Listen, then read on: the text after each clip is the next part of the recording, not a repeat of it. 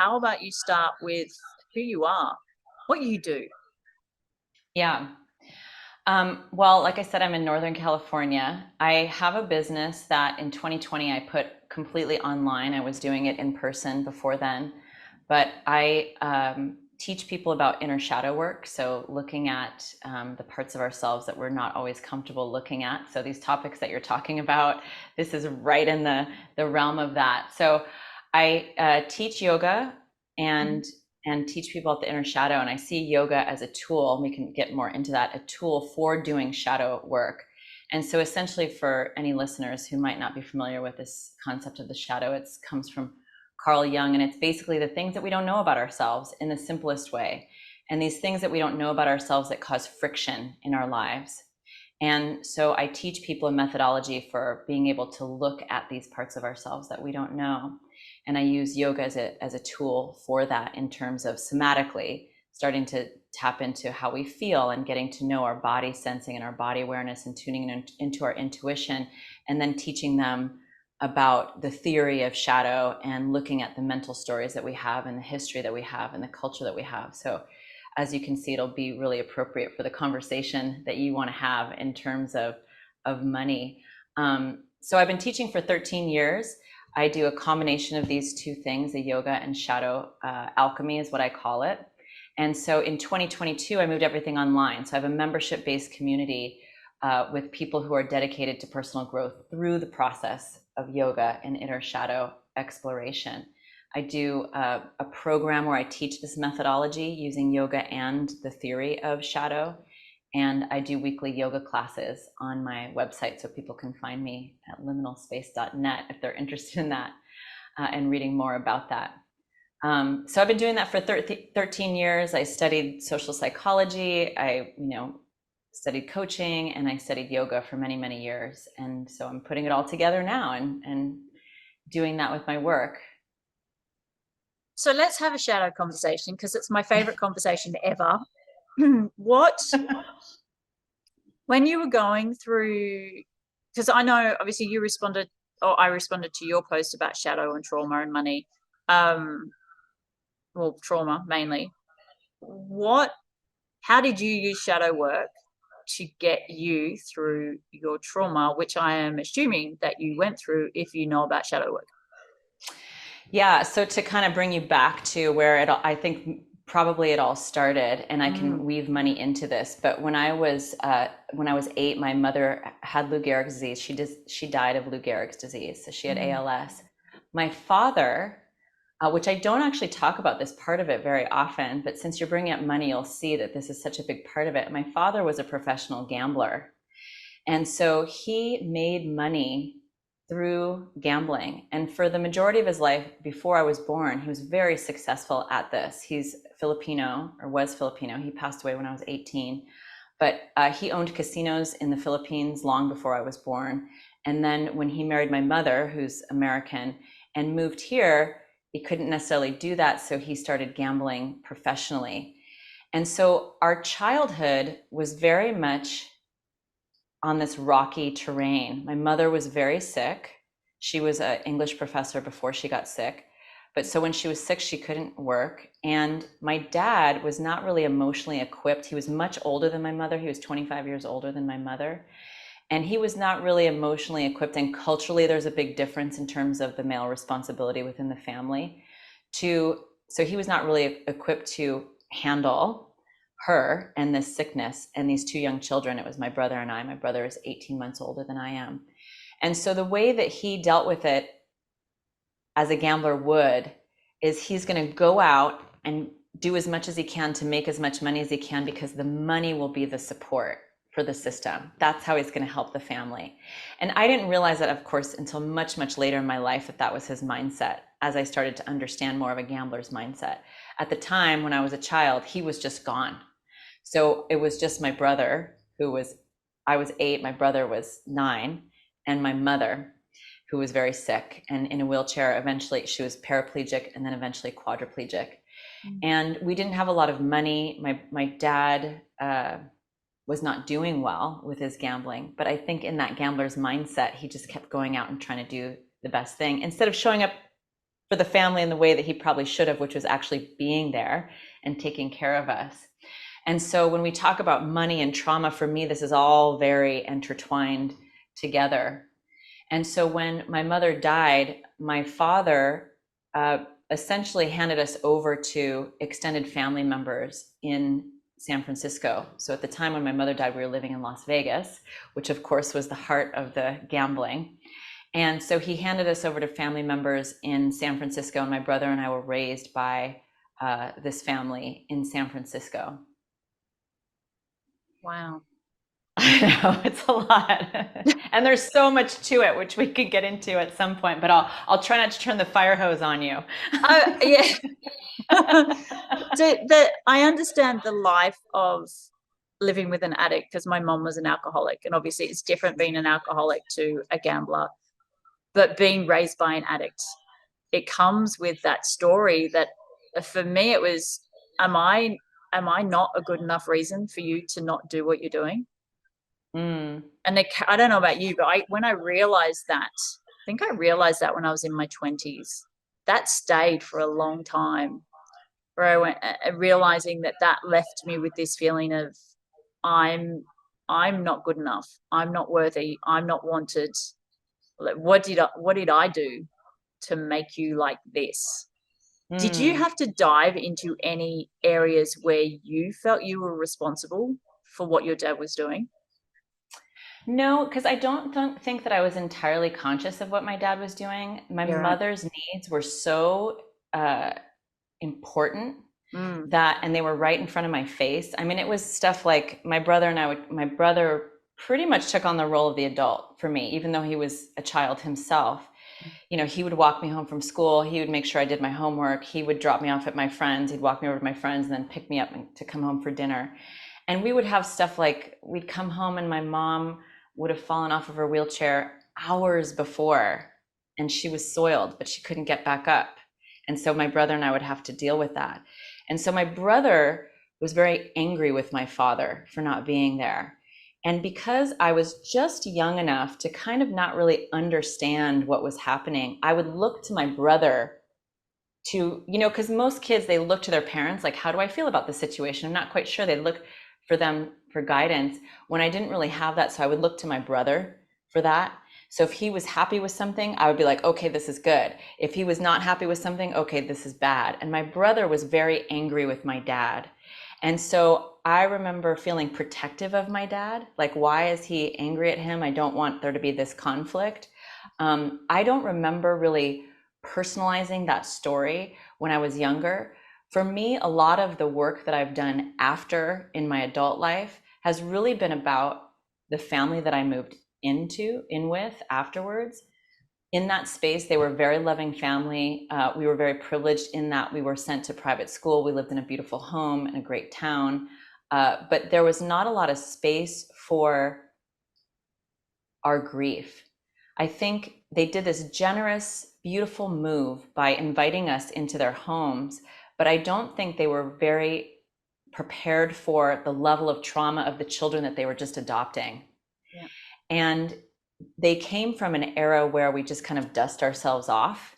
And, Mhm. so there was a lot of this story of like, if we seemed upset or we acted out, I don't know why you're acting out. You should be grateful that this is where you ended up. And so for me, the story became, okay, I'm not allowed to have grief. I'm not allowed to have these feelings, even though they're feelings that are very confusing to me. They're very hurtful to me. I guess I should be grateful. And so that's really where the story started to develop itself for me, that I had to unpack later on in life.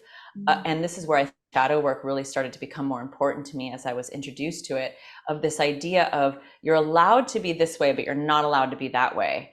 And so trying to control who I was to present myself in the most desirable way for other people so that I could still belong, so I could be kept, so that they would stick around.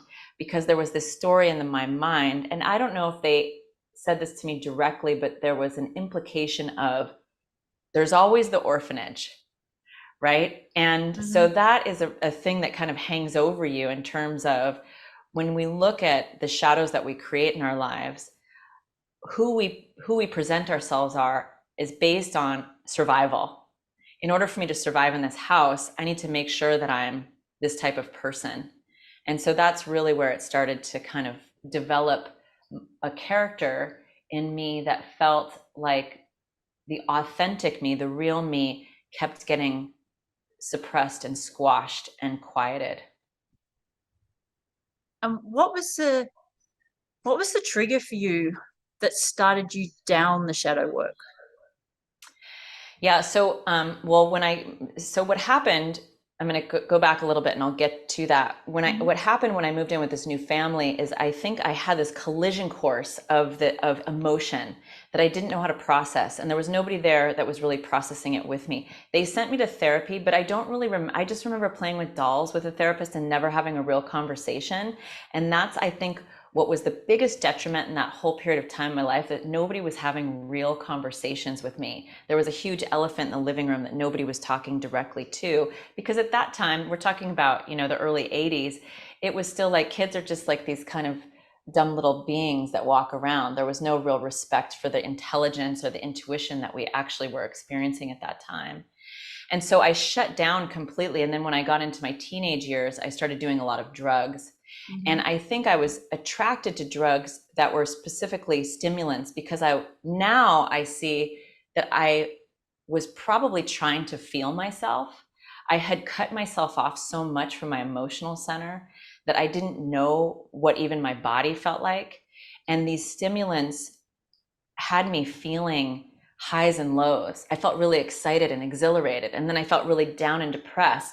And even though that felt extreme, it was familiar because there was a lot of extremes in my childhood, but also it was feeling. Yep. And so then I get into my 20s, and I luckily, by the grace of the universe or what goddesses around me, I was able to stop doing drugs. I got into a corporate job that paid a lot of money, and so I felt really committed to making that work because I had to support myself. I was engaged to a man that I really loved, but I didn't want to be with. I didn't want to spend my life with, but I didn't know how to communicate that with him, and I was terrified to live in a world without the security blanket that he offered me in terms of emotional, physical safety. And I remember going with a girlfriend of mine to jump out of an airplane. It was the first time we went skydiving, and we were at 14,000 feet. The plane door opens up. I look outside and I felt nothing. My friend's like, oh my God, she's freaking out. She jumps out. I hear her squeal. I jump out. We land. And I remember the whole time I felt nothing. And I looked at her across the field, and she's jumping up and down, screaming, so excited. And there was a moment where I just mimicked her. Yeah. Because I thought that's what I was supposed to do. So I ran and we hugged each other, and I was like, that was great. She's like, is that the greatest thing you've ever done? I'm like, yes. But I remember inside feeling nothing. And so I came home and I was talking to my best friend about it. And he said, I think it's time for you to go see a therapist. And so I went to a therapist. When I called him to set up the first appointment, he said, why are you coming? And I said, I think I might be apathetic. I'm not sure, but I think I might be apathetic. That's the first thing that's coming to mind. So I started working with him. The problem is he would always stop me and say, how are you feeling? What does it feel like in your body? And at that time, I was so disconnected from any physical sensation or I just didn't know, because I was taught not to. Those things weren't allowed. And so he finally suggested that I try yoga. And so I started going to yoga. At that time, I had no physical activity. I was smoking. I was just completely disconnected, most likely disassociated on some level. And I started doing yoga, and I would find myself at the end of Shavasana crying for no reason. And crying was not something that came easy to me.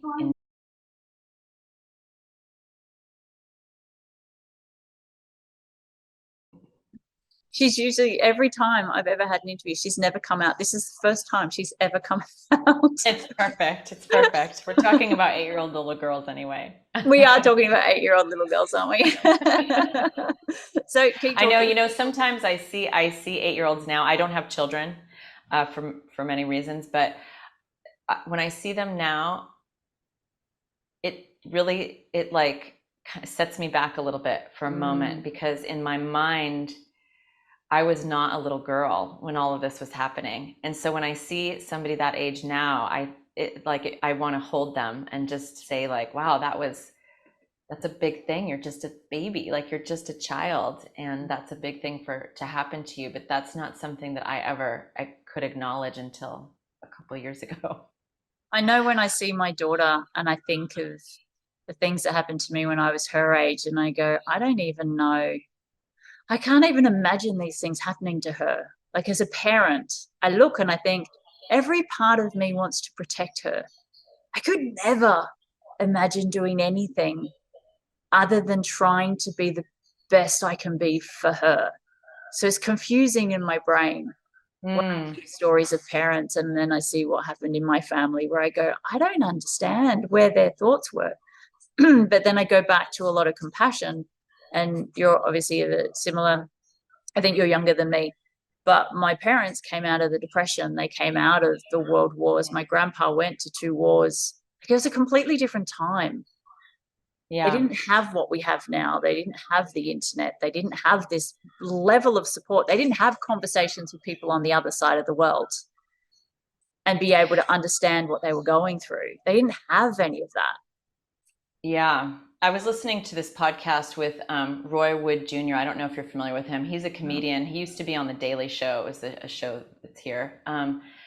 But he was talking about just ancestral trauma and like his, things that were passed down from his parents just by the nature of their having that trauma and how they behaved with him. And he Yeah. was calling us in this era the curse breakers because Yeah. we're the people that actually have access to therapy. We have access to opportunities that they did not have before. It's more culturally accepted now. So we're the generation that's doing the healing, hopefully, for the next generation so that it can start to reverse it a little bit. I just find that really interesting. I have that same kind of mindset. I heard years ago when I first started doing this work that I was the last one in my family that was ever going to carry this trauma, that was ever going to go through this. And that if I obviously I didn't know I was going to have a kid back then. Um, but I remember thinking if I ever have a kid, it's stopping with me.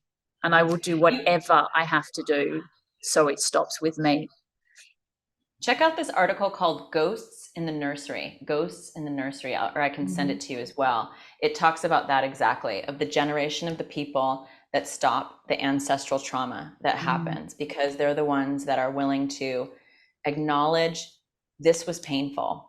It was painful to be raised in this. I can feel the neglect. And this is what I love about the shadow exploration too, which I can get back to, of looking at, I think growing up with such big elephants in the living room, the things that people aren't talking about, and but feeling like there's something that is not being discussed. Like I feel that there is something happening here, but nobody else is acknowledging it. So I must be crazy.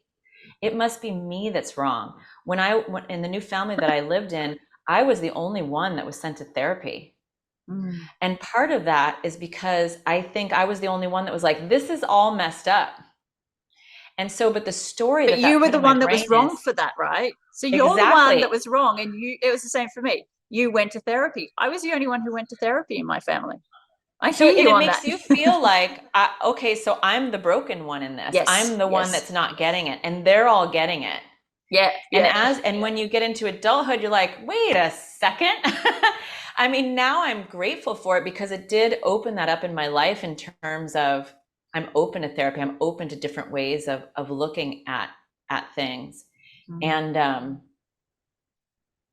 but yeah, there's definitely a story that it creates about who you are. And I think that's the thing as I was listening to your other podcasts when I think about trauma, because people ask me all the time about trauma and shadow. And there's a lot of different ways to the shadow can and trauma we can look at it together. But I think the real thing in the area that I'm most interested in is trauma happens to us, right? An event happens or situations happen. But what's interesting to me is how we use it to make a story about who we are. Like we make it mean something about who we are. And that's the area that I like to look into of like, what is the story that created in that moment that told you something about who you are? And how can we really look at that story and say, is it true? is it possible that there's a limited view in that? And can we expand the view so that we're not defining our entire lives over this idea that I'm somebody that was the messed up one because I went to therapy, or I'm somebody that was bad enough that somebody died and I was the cause of that. Like, it's the stories that we layer on top of it about who we are and who we're allowed to be that, to me, is why shadow discovery is so important. Mm. And that part that kind of goes, I must be the one that's wrong because everybody else in the family is in this box. And Mm-hmm. I don't fit into that box. Therefore, I must be the one that needs to shove myself into that box because there's nobody else out here with me. So I must be the wrong one. Mm-hmm. And all of that kind, and then all the punishment that comes in from, well, if I'm the wrong one and I can't fit in the box, because usually we can't fit in the box, then the punishment starts. And then you start punishing yourself because you don't fit into the box like a normal human being. And That's thank God for exactly the right. internet now, because, geez, I mean, 10 years ago, people weren't having these conversations. This is this is news. Shadow work is, I know Carl Jung is like old, but the reality is that these conversations are new, that people weren't talking about this 10 to 15 years ago. It's such a gift to have these conversations with people like you about shadow work and about how, if you look at your stuff and you can see what defines you growing up, then you have that option to change. And I'm so interested to hear, what definitions did you make about yourself after your experience? What did you find when you started doing shadow work? Well, God, I mean, I had so many stories. I really just had such a negative self view of myself, and kind of continuing the story that I was telling earlier, just to complete this, I Mm, think, is I started seeing that therapist and he introduced me to yoga. And so there's these emotions started to come out in me. And so remember when I was talking about when I was a teenager and I was using these drugs yeah. to feel Something. myself, Yeah. I think finally yoga was able to give that to me without having to use the drugs. So yoga was starting to give me these feelings and I was able to access. I specifically remember one time where I was leaving a yoga studio and I had to walk to my house. It was 4 blocks away, but it was uphill. You know, it's San Francisco, so it was all uphill. Mm-hmm. And I walked up those 4 blocks and I remember getting to the top of the block and it was so easy for the first time, really walking up the hill. And I could feel my heart beating and I could feel the strength of my legs. And all of a sudden, I just felt this like emotion overwhelm me. And it was joy. And it was, I remember standing on the top of this hill and seeing this beautiful view. San Francisco has these gorgeous views. When you crest these hills, it's like water and the bridge and everything. And cresting this hill and feeling this emotion and just being so overwhelmed and thinking, I don't know if I've ever felt this before. I don't know if I've ever felt this exhilaration without stimulants, without drugs. I mean, maybe on some level I had there, but this is something entirely different. And so I really started to work into that. So then yoga became a very big part of my life, but I kept questioning these stories. I still had these bad ideas about myself. My inner critic was still really strong. And so I had just started going back to school. I left the career that I was in. I left the fiance that I was with, and I started going back to school. So I didn't go back to school until I was 30.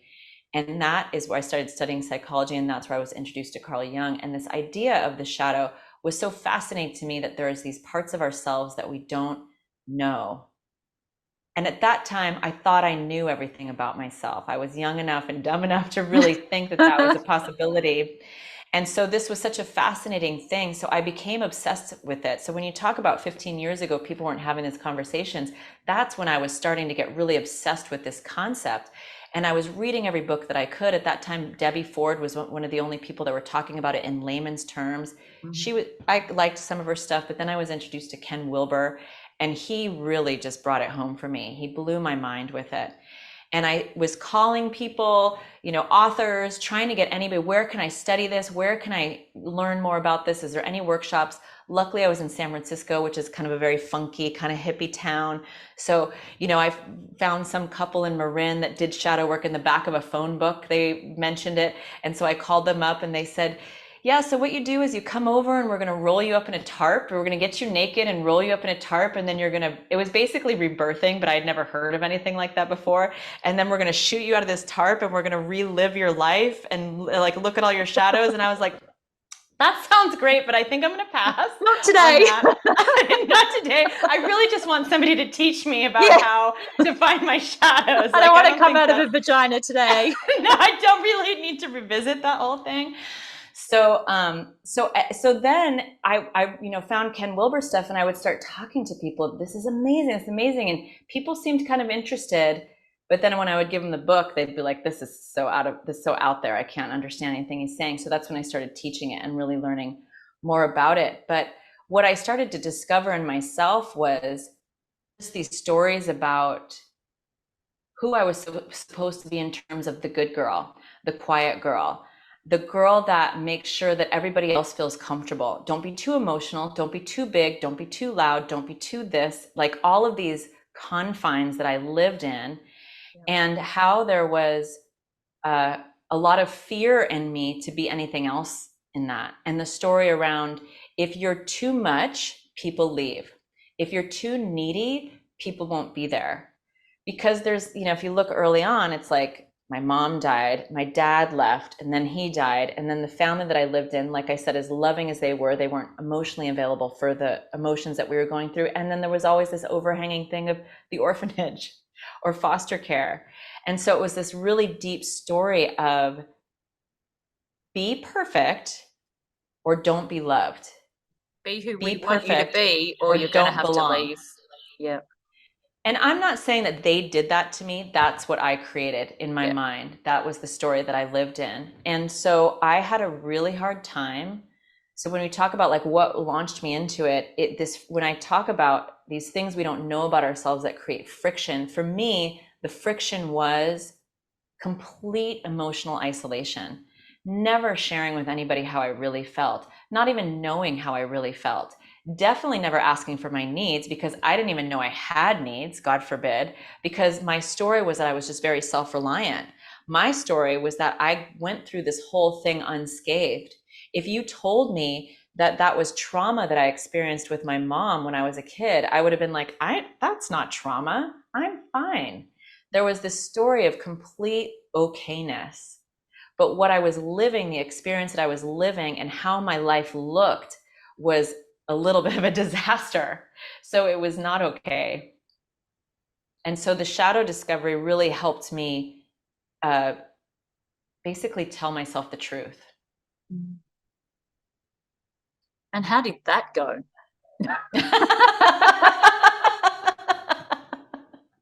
It was really rocky, I have to say. It wasn't an easy ride. It wasn't an easy ride.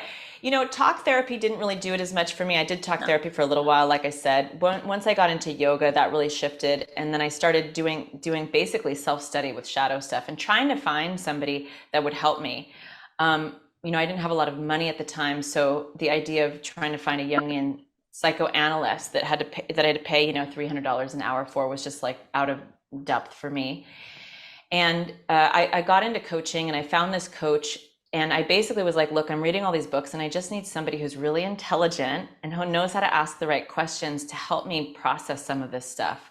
And so he was great. And so we had a lot of conversations. It was books that he would recommend to me and I would read them and then I would come back and we'd have these conversations. And so I think what really launched me into my business now is developing a methodology, a step-by-step methodology that someone can do to discover their own shadows for the rest of their life. So I call myself a coach, but I don't even look at myself as a coach as much as a teacher of, this is a process that I came to, that I taught myself so that I could continue to do shadow exploration on my own. So the moment there's friction in my life, the moment I have some sort of emotional trigger, the moment that any of these, what I call shadow clues show up, that's an indicator, okay, now's the time to start the process, this methodology. So now you go to this step and this step and this step so that you can learn what it is that you're hiding from yourself in this moment, so that we can start to reveal the different aspect of ourselves so that we're not continued to be blindsided by it and led by it. Hmm. I've spent so much time nodding as I've been listening to you because the outcome of the journey has been very similar in the Mm, don't be loud, don't be noisy, don't be happy, don't be that big, loud, shiny, happy 8 year old or 9 year old. When I look at my daughter and she's so loud and she doesn't sit still for anything, and I think, far out, that was me. Now I get more of this validation of, okay, well, now I understand why people couldn't handle me, because I was mm, constantly moving, constantly climbing trees, constantly climbing walls, constantly just loud and always happy. mm, And when you're in a family of someone who's an addict, or for you with your mum who was sick, and then also moving into your next family, not being able to express any of that, and like I said before, having to push yourself into the box to then have something like shadow work where you can look and all of a sudden go, this entire story that I'm holding on to is a lie that somebody else created, that I accepted, I took on as an 8 year old. I don't live with the theory that my daughter is creating the reactions that I am placing onto her, but I do kind of look at it and go, she is accepting the reactions that I place onto her. And then when she mm. gets older, she gets to choose, okay, I have this story. Am I going to be responsible for it? And to me, that's kind of what shadow work did, was it enabled me to become responsible for all the trauma that I had been through, for the damage that the trauma had done. Not, I spent a lot of time blaming my parents, but now I look and go, I don't blame them, but I am now responsible for it. They're not responsible for it anymore. They can't do anything about it, but I can. And there's so much power in that, in being able to take ownership for your own trauma and your own story. And the shadow work was the start of my journey too, of unraveling the lie and then finally seeing the truth. So what does the truth look like for you now? Well, I think as I listen to your story, mine is like the a mirror opposite of that, in terms of you feeling like the joy and the loudness and the bigness felt like too much. Where I think my family would have loved to have seen me that way, but I was very sad.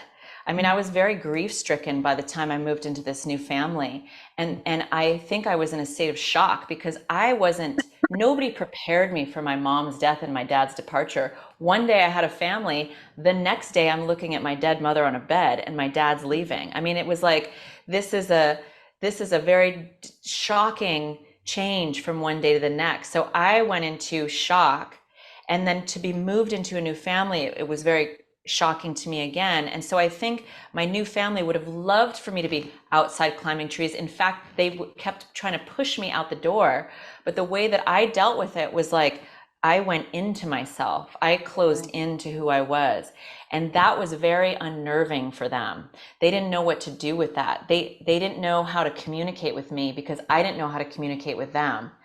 And But instead of you were giving me eight, this, weren't you? You were eight, I was nine, eight. 10. Yeah. Eight. Okay. Yeah. Instead of like giving me this space and saying it's okay that you are feeling this way, or it was more just like, why are you not outside playing like your brother? Why are you not going and making friends? Why are you not doing this thing? And so my story is almost like, when I think of the mirror of yours, it's like, why aren't you like more like a child right now? Why aren't you being normal? Quote, as I air quote. Mm. And so and I wanted to get into your question. Now I remember, I forgot what your actual question was as we get into shadow That's discovery. that's But it okay because was, I've really enjoyed the conversation. it was leading into that. But it was this idea of like what I was supposed to be, and the shadow discovery. What you're talking about, what I love about it is that taking ownership.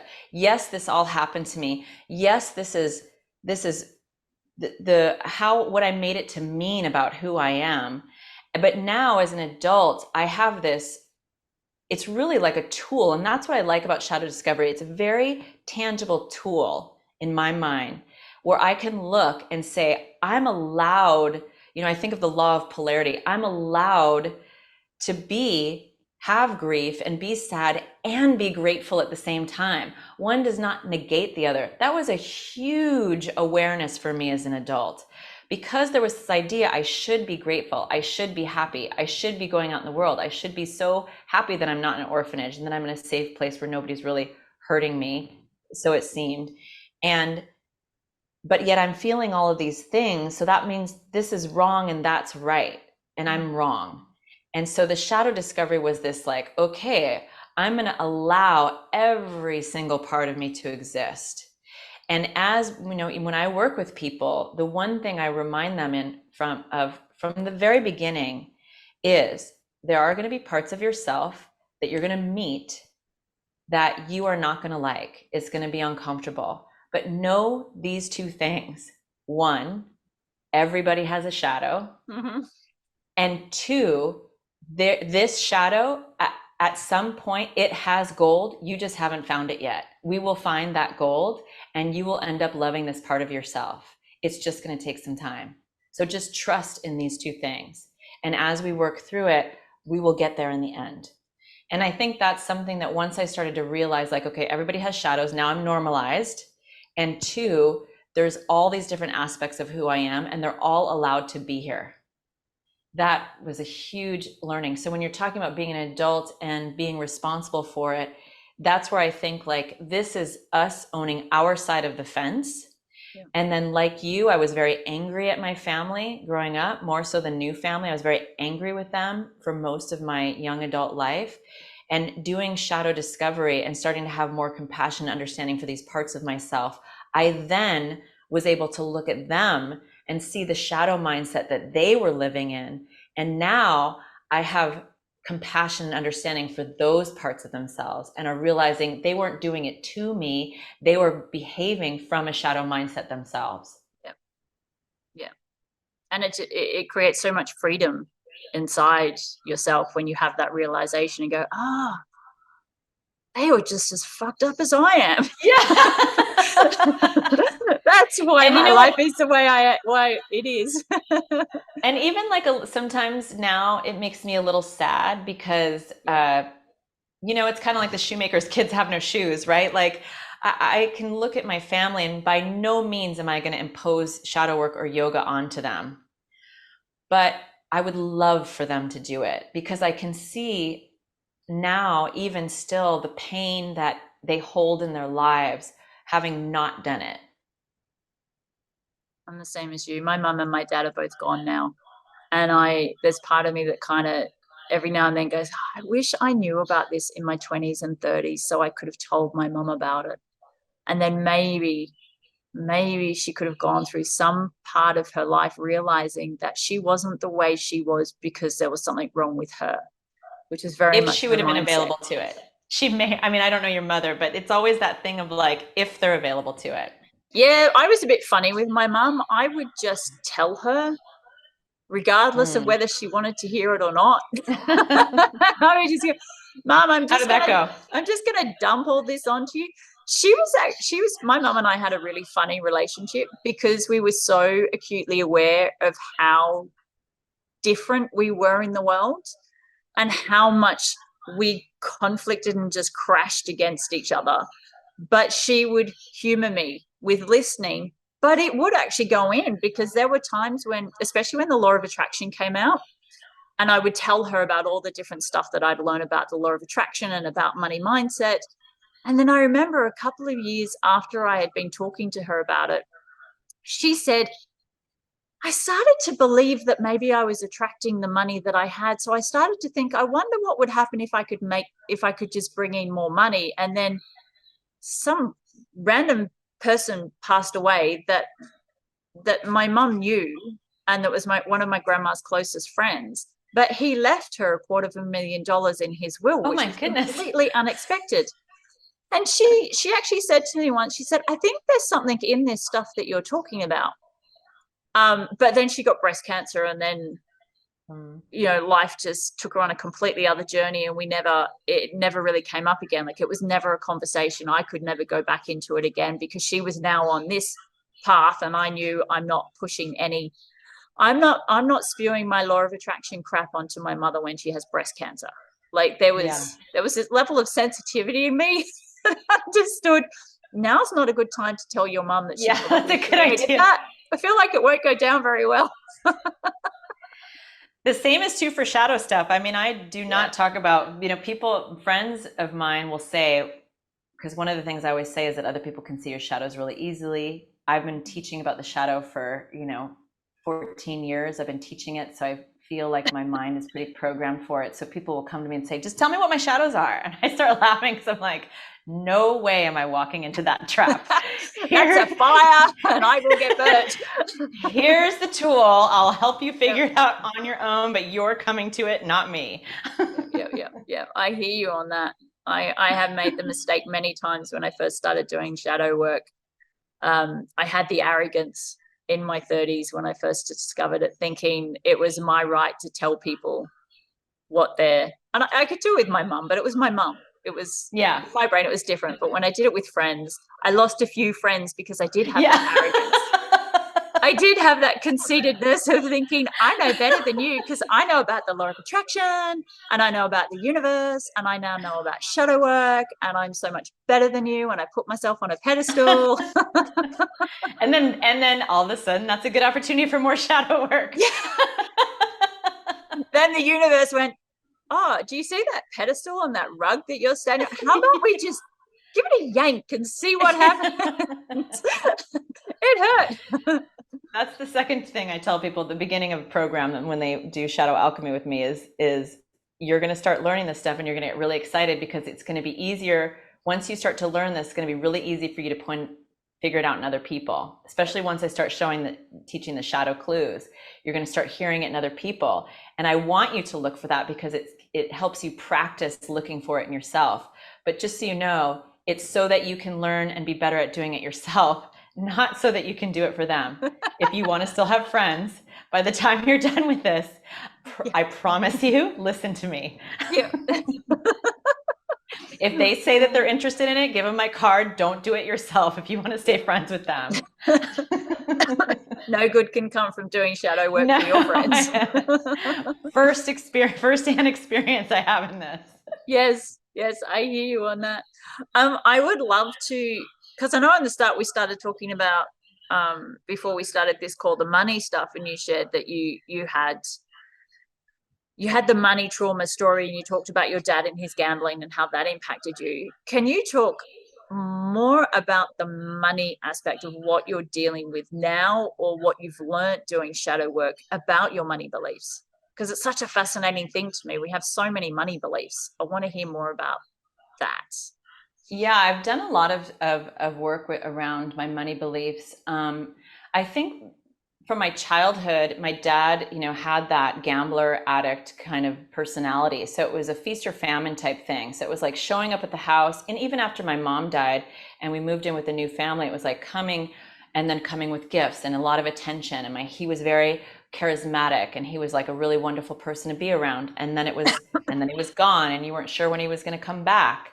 And so I think that flow, that like all or nothing way of being was somehow adopted into my way of being with money too. Of like, and I could see it in some of my family members who were raised by my dad, of like looking for the next big thing instead of thinking about it in terms of I'm just going to put my head down and I'm just going to keep collecting, and that's how I'm going to create wealth. It's like I'm going to create wealth by this big thing that I'm going to do. And I saw it, and not that I want to talk too much about my brother and his experience, but what was really interesting is looking at the way that both of us, that path we both went when it came to money.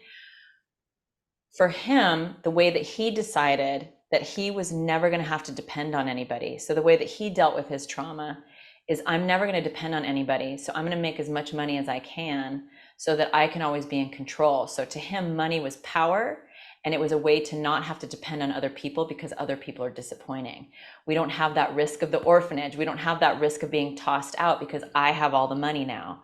And for me, I went the opposite of that, of like, I don't want to have anything to do with money because this looks like a whole lot of BS. And it seems like it controls people, and I don't want to be controlled by anybody. I want to be independent. And the way that I looked at that was like, I'm just going to figure it out. I was just much higher risk in terms of how I was going to do things. I wanted to make sure that I developed a life that I really enjoyed versus one that was controlled by money. So it took me a long time to really see that I was, when you talk about the law of attraction, I think I had this repelling energy towards money, or I treated it like a hot potato, where if it came towards me, I would get rid of it because it just felt like, look at what it's done to people. We were in such deep poverty by the time my mom died that, the firefighters were coming to our house for Christmas, dressed up as Santa Claus and giving us the donated gifts and doing the fireman fund. And the struggle of that my mom had, that it just felt like, and then seeing my dad's quest for it all the time, it just felt like a demon, like it's something I just didn't want to get attached to. So I'm not going to attach to it at all. And so it took me a long time once I started doing shadow discovery and then actually working with law of attraction of like, okay, what are my beliefs around this? And how can I get out of this scarcity mindset that I'm the one that can control whether money comes or not. I think like the new family that I lived in, there was this idea that like the money was never going to be mine. I assume that like if you're growing up in a family, at some point, like I was talking to my boyfriend the other day, at some point he knows he's going to inherit a certain amount of money. Yeah. He was raised, even the way that, I hear my nephew talk about his family and his family's home. He's like, our home, my car. And I'm like, you're a teenager. That's not your car. That's your dad's car. You don't have, he has a sense of ownership because it's his family. I did not have that. So it was always like, can I have some money in order to get lunch at school? Can I have some money to do this? It was like, it felt like it was this borrowed thing, that it wasn't expected that we were going to be supported like that as children.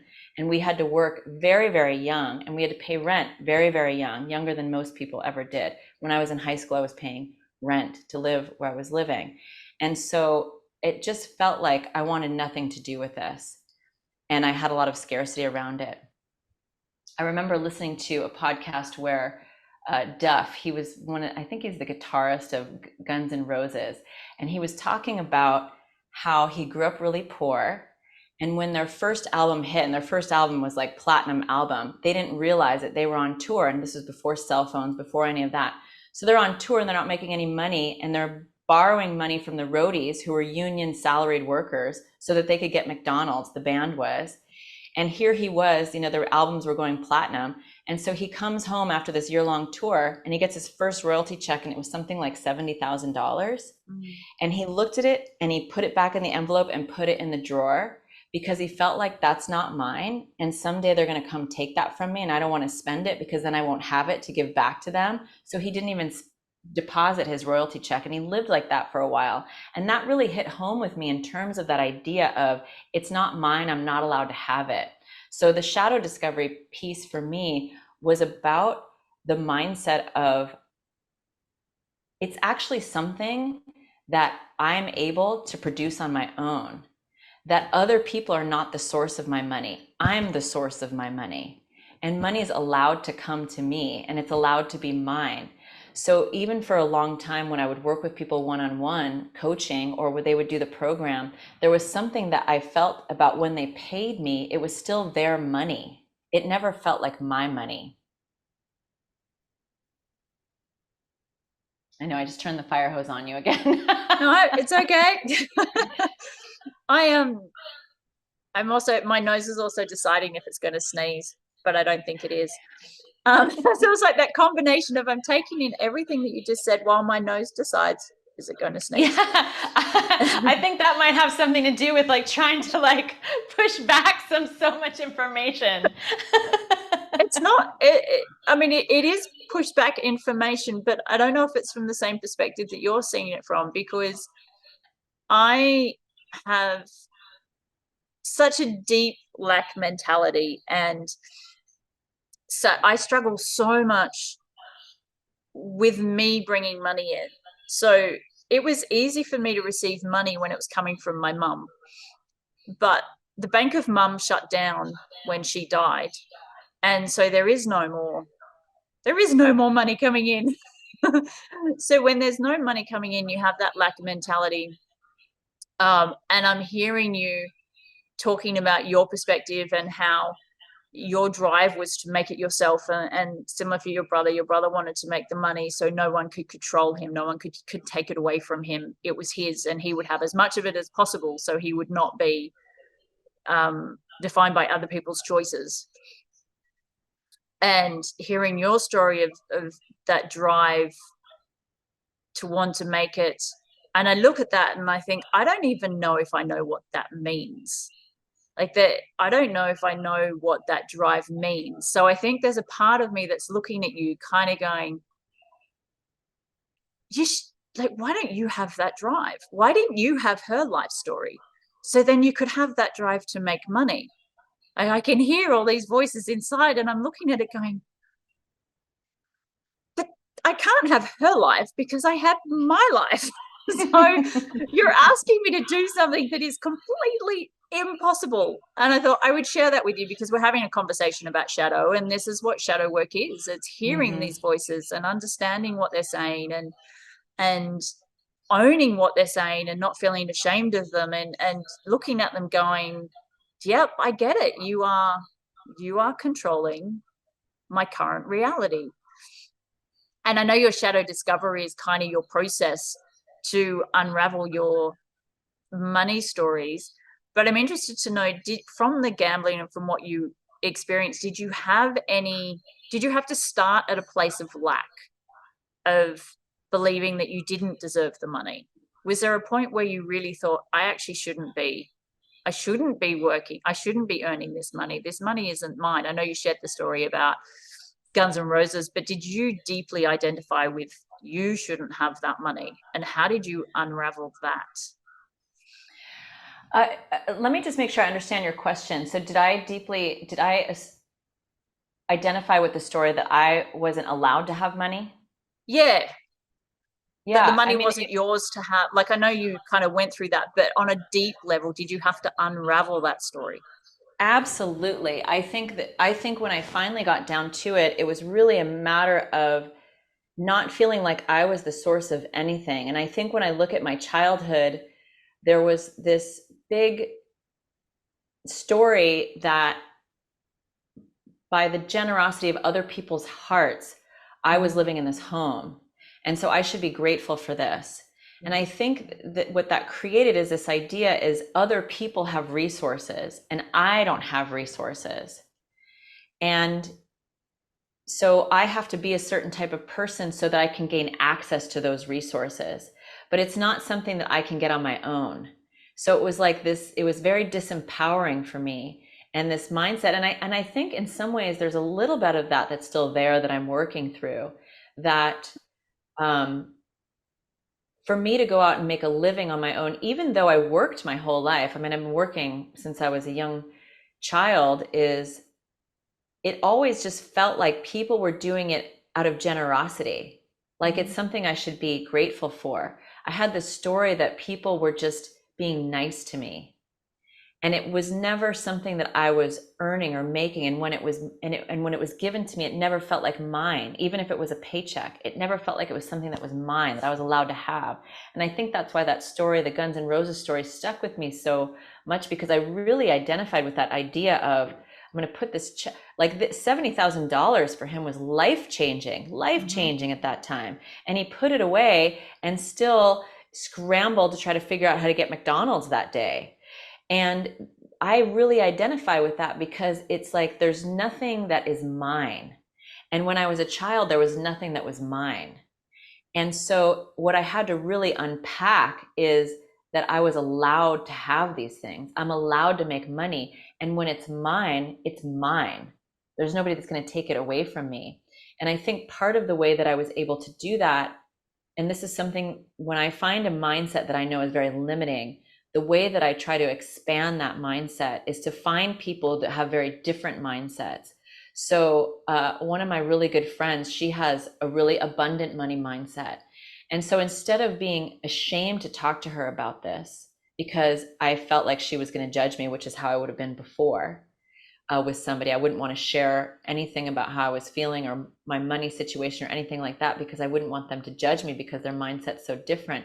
Instead, what I was doing is I was finding people that I would trust, and I would say, tell me about how you think about it. What's your story? Why do you think that you're allowed to have it? And so starting to hear how they think about it, and in some ways borrowing their mindset and trying to brainwash myself into their mindset. And that is essentially why I love doing shadow process in a group. I mean, I do coach people one-on-one, but I really try to promote people to go into group, because there's something powerful about being in a group and having people who have different mindsets than you talk about something that they don't have a problem with. So if you have some mindset that you're, you know, not worthy of making any money and all of this, but you're talking to somebody who's like, money loves me, I love money, money is everything. And you're like, what planet are you from? Yep.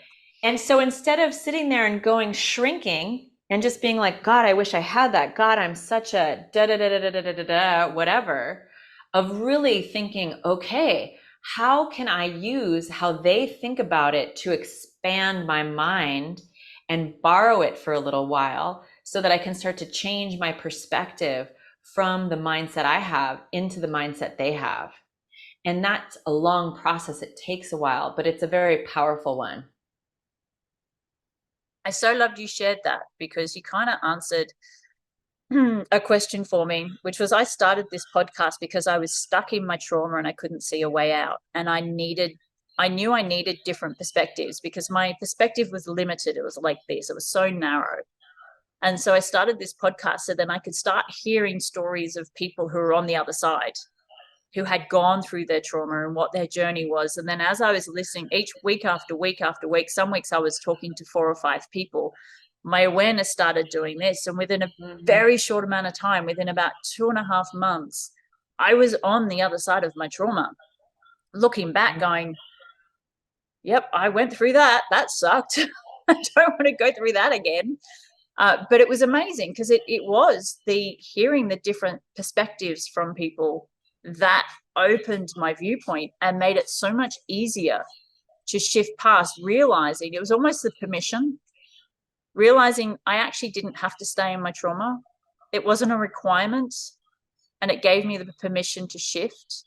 And then listening to your story from where you've come from and coming through your journey, and having that part of you that feels like you shouldn't have this money, that it's not yours. And it's interesting, as you were sharing that, I'm actually sitting in a house that my mum bought because I received an inheritance. So when my daughter and I are talking about our house, she'll say, but it's not your house, Mum. It's Nanny's house. It's not your car, it's Nanny's car. Like there's this constant reminder that this is not my house. This is my mother's house. And that came through when you were sharing. And I thought, damn, I don't own this house. I don't own these clothes. My mum owns these clothes. But you do, but they're yours. Kind of. So that's something I need to actually sit with. I really hear, this is the part of my shadow I now need to work with money, because if you don't feel like you deserve it, or you don't feel like you can own money, and there's this whole thing about you don't own money, it flows in and it flows out. It's like, yeah, but there's still an ownership energy. I feel like the people out there who are highly successful, who are abundant, they have an aspect of ownership over what they have. They accept that ownership and they allow that ownership. And I'm so glad that you and I have had this conversation about this topic. The shift for me was really seeing other people as the source of money, and flipping that around. I've had so many calls where nothing's happened. Nothing, like nothing this is why happens. you have, it's so this easy. is why you have editing equipment. I do, but I was also thinking, this is clearly a call that's triggering, like it's really setting off parts of me that are just going off like firecrackers that I keep creating these interruptions.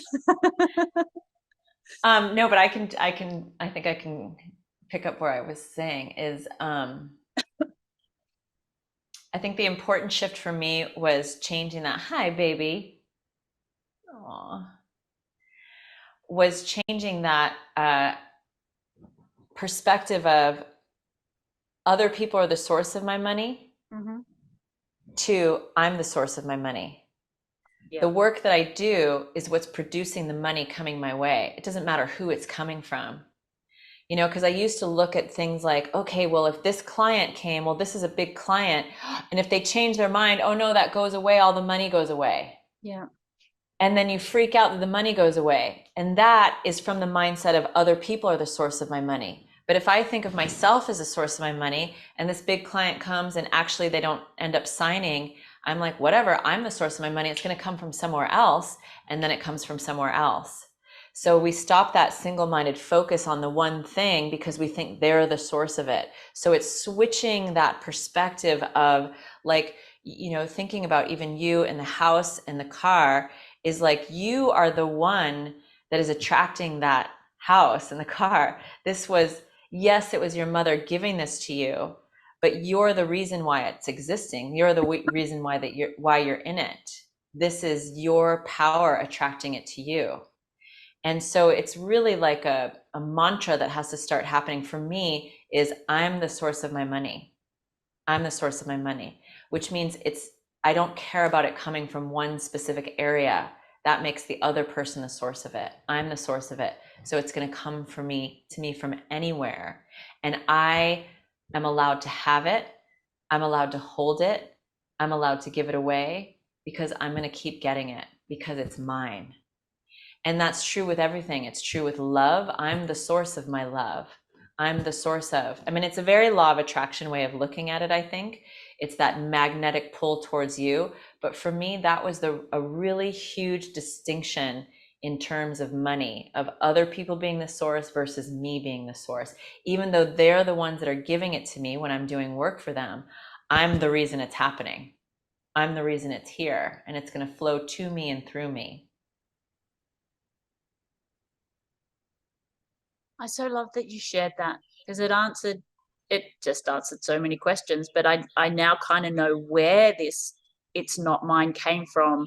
It's because I have a look at my daughter and I don't buy her new clothes. Everything that she has is hand-me-downs. And I looked at that and I went, why? As you were talking, and I heard, because nothing that you got when you were a kid was yours. It was your sister's, and then you got it. And it's like, Hmm. so there's no ownership in anything for me.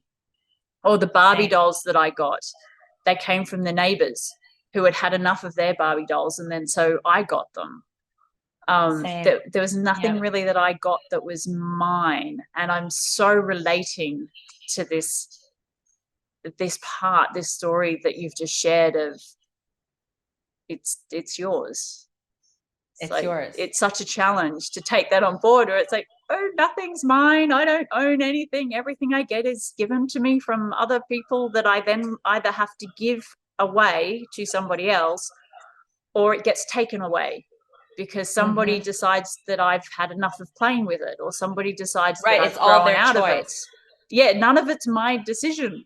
So my Yes. daughter is still wearing clothes that she was wearing when she was 3 at 8 because she loves them. Like she's got this dress that is now a t-shirt. But when she first started wearing it, it went below her knees because she loves it. And I'm sitting there going, who am I to take that away from you? Like some other parent, my parent would have gone, you've grown out of that, it needs to go. I'm going, we'll let it go when you're ready. And it's interesting to see that, and I'm so thankful to you for sharing that. I feel like that last piece of the puzzle was really defining. I love that. And, you know, I just keep getting these hits right now about you in this house. And I can relate to that feeling of like, because I rent my house, of like that feeling like it's not mine. It can always be taken from me at any moment. I didn't give it to me, I'm not giving it to me. And even now, you said your mother's passed now, right? Yeah. Yes. So the house is yours. Well, I still have that same feeling you do about it being taken away because I'm not earning an income. So at any time I run out of money, I have to sell the house and all of a sudden it's gone Yes, but the money's still yours. until it runs out. Yes. Yes. But but that's looking at it like it's finite. That's all that there's all that's going to come, right? That's that scarcity thing. And I Yes. guess the hit that I'm getting is if I can offer this to you, which you can take or not take, but is just that of what it would be like for you to lay on the floor in the house and start to energetically feel the house as yours. Mm. Like if you would allow, like noticing what it feels like, because when I hear you talk about that, it feels like it's a very separate thing. Like there's the house, there's me, and I'm this person in the house. But what if you were to practice feeling like this is mine? There's a security in this space with Mm. me, and I'm secure in this space, and the house wants me as much as I want it. It wants to take care of me. So laying on the floor and just feeling the house as yours. I took that. It went in.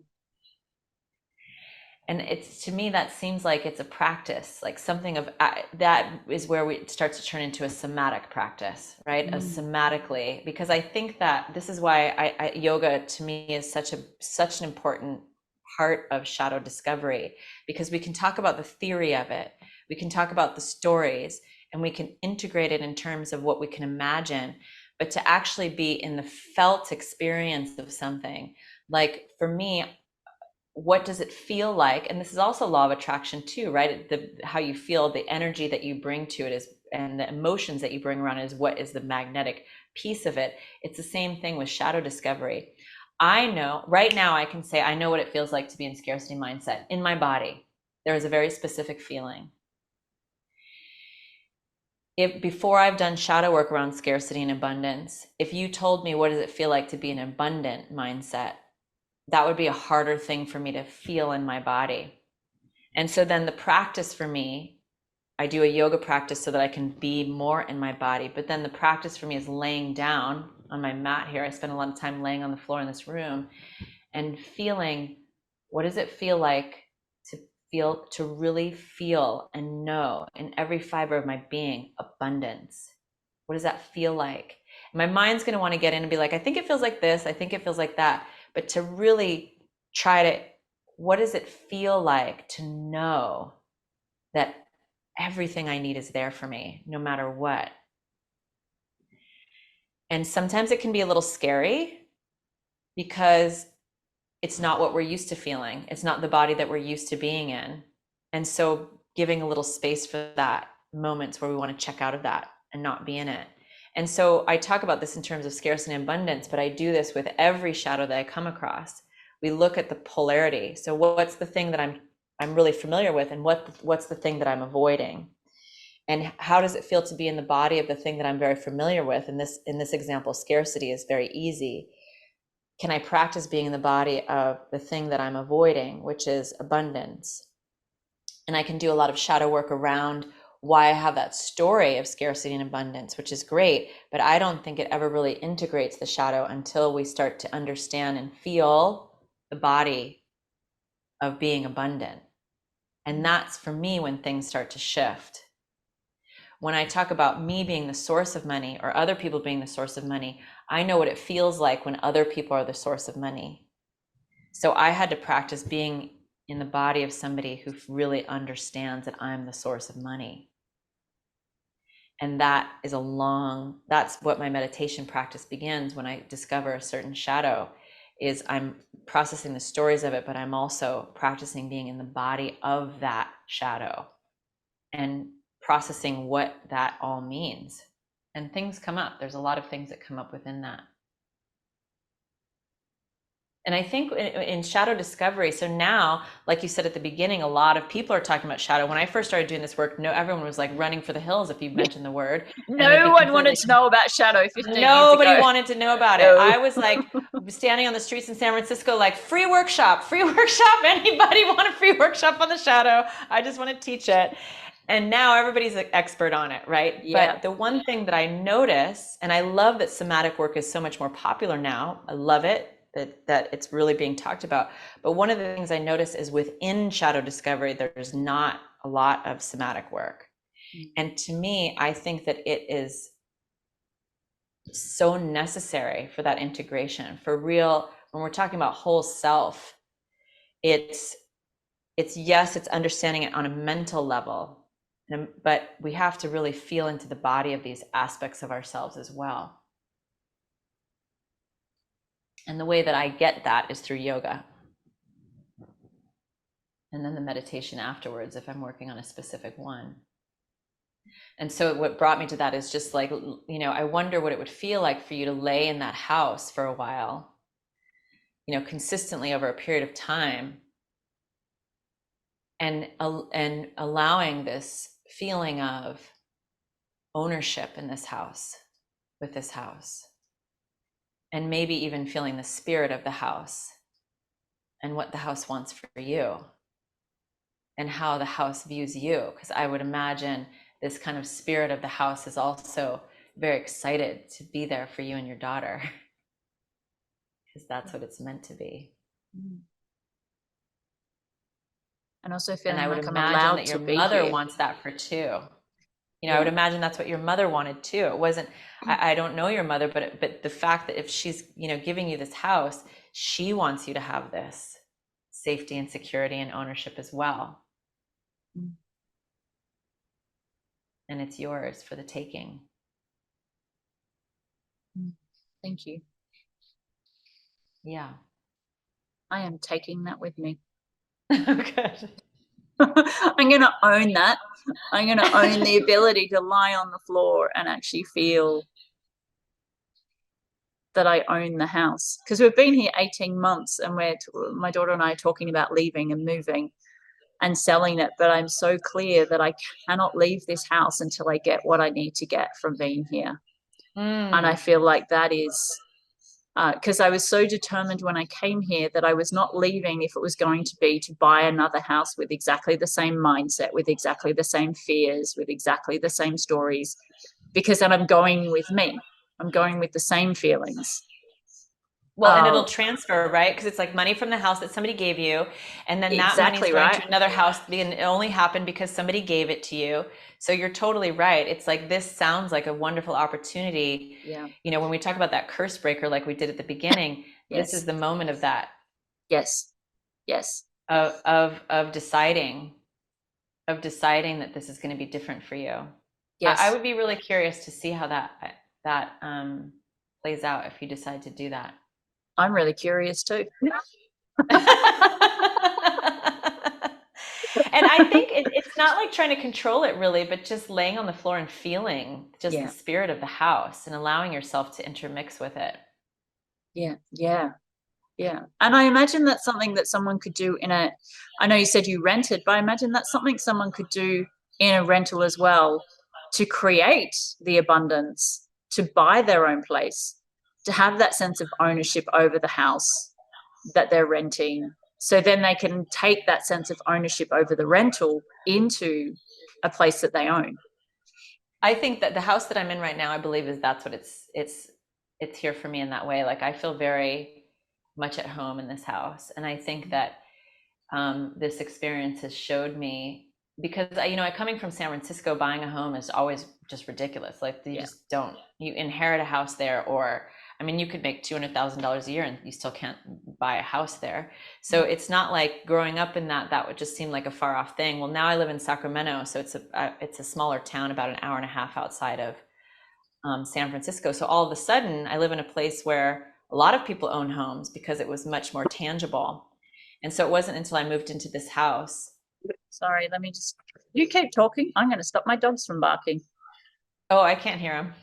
How could you not hear my dogs barking? All three of them just went off the cracker. I couldn't hear it. Really? This is No. the most amazing webcam.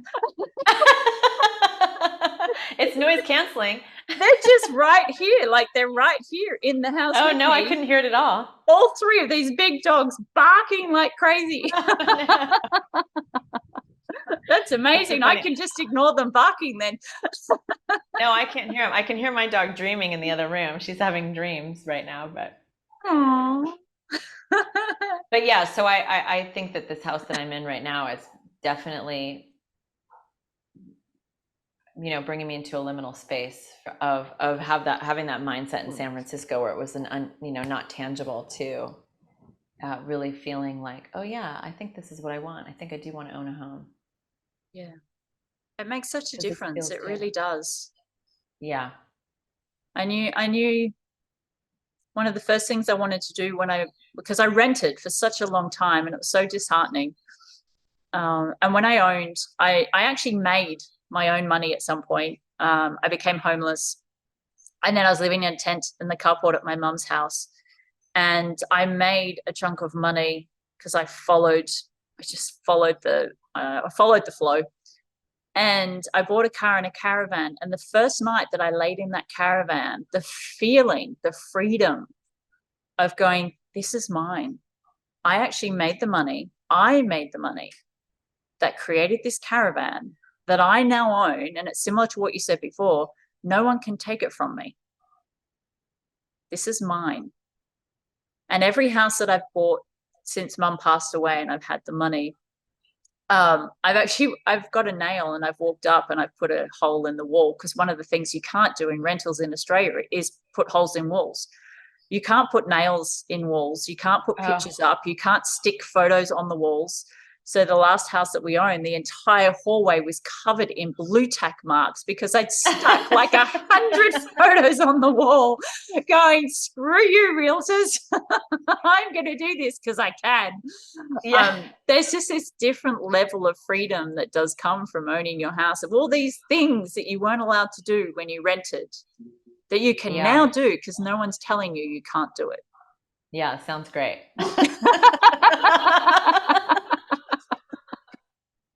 Sounds It good. really is. Um, oh my God, I have loved this conversation Oh, good. so much. There were so Oh, many good. answers that you gave me. Thank you so, so much for this chat. Absolutely. Absolutely. Thank you so much for having me here. And I know Been you shared your website at the beginning, but do you want to share it quickly now as well? Yes, it's liminalspace.net, liminalspace.net, liminalspace.net. Why the And liminal? What does that mean? yeah, so liminal space is the point of a transition. It's a threshold of a transition. So it's that moment where you're no longer what you once were, but you're not quite sure what's next. So it's that Mm. space in between. In some ways, I see that we're always in liminal space because we're always learning something new, especially for those of us that are seekers of self. We're learning something new. So it's that moment of aha, of like, oh yeah. And I think it's so related to shadow. Like I realize that there's this way of thinking that I've been in that isn't actually the whole truth, but I'm not quite sure where it's going to lead me. I'm not quite sure what's next for me. So I look at liminal space as that moment of real discovery and real getting to know yourself. Love that. And so Oh, that's what I that's so named my good. business. Thank you. Yeah. So if anybody wants to take a yoga class with me, I teach yoga online. I teach, many times, and actually within Australia hours, because all my classes are at 5 p.m. at night here. So if any Australians want to take the class in the morning, I'm teaching Excellent. online. And then if anyone wants to join my newsletter, I send a free pre-recorded video of a full yoga class that I call Shadow Alchemy. So it's the way that I teach yoga that is incorporating shadow discovery. So it's all floor stretching, but it's a very deep invitation into body sensing and body awareness and starting to discover parts of ourselves that we weren't really aware of before. So it's very specific to shadow exploration. So anyone that wants to join my newsletter, they'll get an email with that class on there, or you can just take a live stream class with me online. And then I do my program, my Shadow Alchemy program, twice a year, also online. It's a 6-week program where we do yoga. And then I also teach this methodology that I've been talking about in terms of how to discover shadows on our own so we can start to do the work on our own after the program. Awesome. I'm going to sign up. I love the idea of doing yoga and shadow work at the same time. Yes, I love it. It's so, it's so funny because when I first started doing this, they were very separate. I kept them very separate. I would teach yoga over here and then I would do shadow stuff over here. And the whole reason I even decided to become a yoga teacher was not because I wanted to actually teach yoga myself, but I was doing these shadow workshops and I just felt like there was this body piece that was missing. And so I tried to work, talk people through stretching and body sensing, but teaching it is just very different than doing it. I had been doing it for 15 years at the point that I started teaching the shadow stuff. And so I thought, well, I'm going to go learn how to be a yoga teacher so that I can be better at instructing people through the body piece within the shadow program. But I still kept them very separate. I think there was a part of me that was really afraid to really melt them together. And what I finally just came to realize is they've never, ever been separate. And so treating them separately has been a disservice. So if you or anybody goes to my website, you'll see that they're very much integrated on there. Awesome. And so people can take a yoga class with me and not know or care anything about shadow, but they're just going to hear some cues. They're going to be doing it without even really knowing it. It's stealth shadow discovery. Ninja training at its best. Yeah. Eventually there's going to be a day where they're going to be like, this has been really interesting, this stuff I'm learning and didn't even know. Now I want to know more. Oh, thank you so much for sharing all of your wisdom. Thank you so much for sharing your story with me and having me on here. I really appreciate it. Yeah. I kind of feel like I don't want to share too much about what I think about this interview. It definitely, it didn't push buttons. It kind of more dropped seeds. That's what it did for me. But I'm really keen to hear what it did for you. How did this interview or conversation change your mindset around money and your mindset around trauma and your mindset around what has happened in your life? Let me know. I really want to know. If you would like to check out the links below my brain, I'm so frazzled listening to that conversation. Frazzled isn't the right word. I really want to go and lie on my floor and connect. If you want to find out more about Catherine, please make sure you check out the description below. If you didn't catch her website details, they are in the description below. Remember to like and subscribe to this channel and share it. Come on, you've got to share this one. This one was incredible. If you want to find out more about me, I am now coaching. I have finally stepped in. I have finally moved out of my own way and finally stopped listening to those voices in my head that say, hey, you can't do that. And I am now doing it. I am really supporting people who are stuck in the past, stuck in their trauma, stuck in the panic attacks and the flashbacks and the memory loops. If that is you, go to lovecreatesfreedom.com because I am now here showing up to help people shift past those. I think that's kind of it. Thank you so much for listening. Thank you for being you. And remember, you are truly appreciated.